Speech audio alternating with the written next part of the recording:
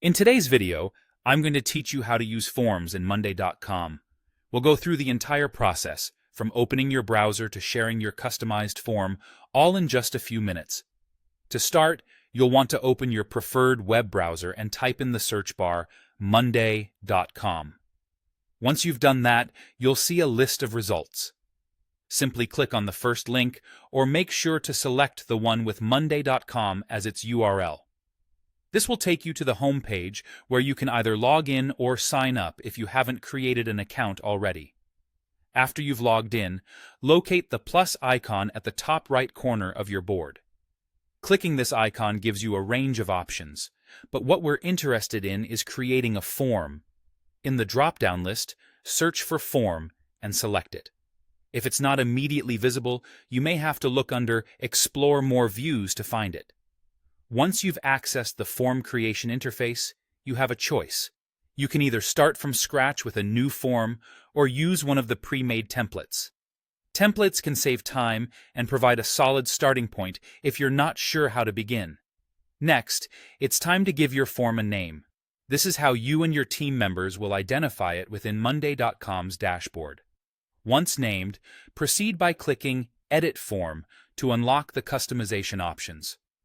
These options allow you to truly make the form your own by adding elements such as a logo or a title, and by crafting the text for your welcome screen and thank you screen to guide your respondents appropriately. By default, all the columns from your board are automatically incorporated into the form, but they're completely customizable. If certain columns aren't necessary for your form, you can choose to hide them.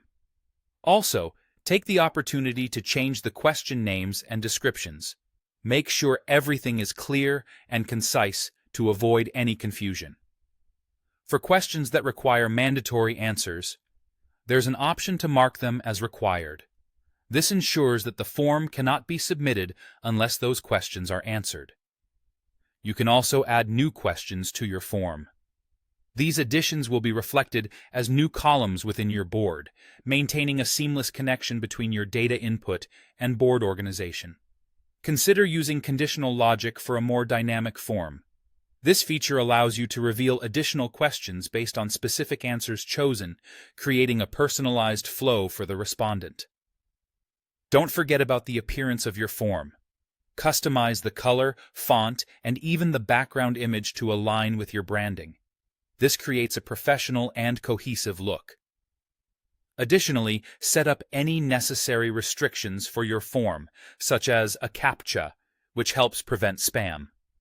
You might also want to specify a close date or set a response limit. In some cases, requiring a login to access the form ensures that only the intended participants can submit responses. With your form fully customized, the final step is to hit the Share button. This action will allow you to distribute your form, gathering responses according to your preferences and settings. And there you have it, a straightforward guide to using forms in Monday.com. Thanks for watching, and I hope you're now ready to create, customize, and share your very own forms confidently.